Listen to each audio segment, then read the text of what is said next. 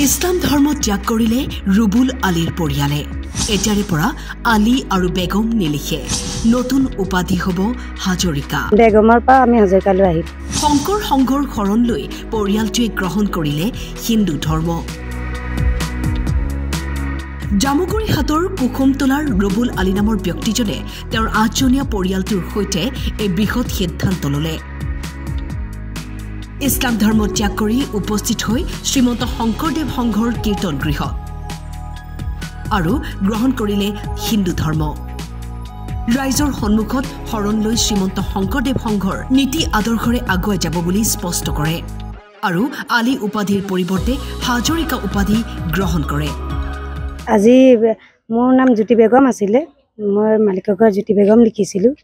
আৰু এতিয়া বৰ্তমান মই ইছলাম ধৰ্ম এৰি এতিয়া আমি হিন্দু ধৰ্মত আহিলোঁ এইটো ধৰ্ম আমি এতিয়া আজি শৰণ ল'লোঁ আৰু তাৰপিছত এনেকৈ আমি চলি গৈ থাকিম আৰু আমি মোৰ মালিক মোৰ বৰজনা তাৰপিছত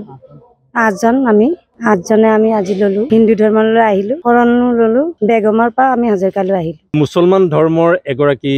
ব্যক্তি ইছলাম ধৰ্মৰ এগৰাকী ব্যক্তি আগতে ৰুবুল আলী আছিলে তেখেতৰ পৰিয়ালৰ সহিতে ইতিমধ্যে হিন্দু ধৰ্ম গ্ৰহণ কৰিছে আৰু হিন্দু ধৰ্ম গ্ৰহণ কৰি আজি আমাৰ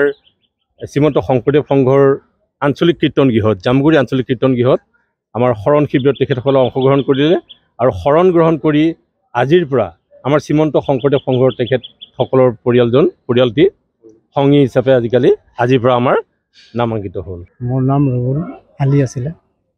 এতিয়া ৰুবুল হাজৰিকা কৰিলোঁ গতিকে আজি মই শংকৰ সংঘৰ ৰীতি নিয়মেৰে মই আজি শৰণভাগ গ্ৰহণ কৰিলোঁ আজিৰ পৰা মই হিন্দু ধৰ্ম গ্ৰহণ কৰিলোঁ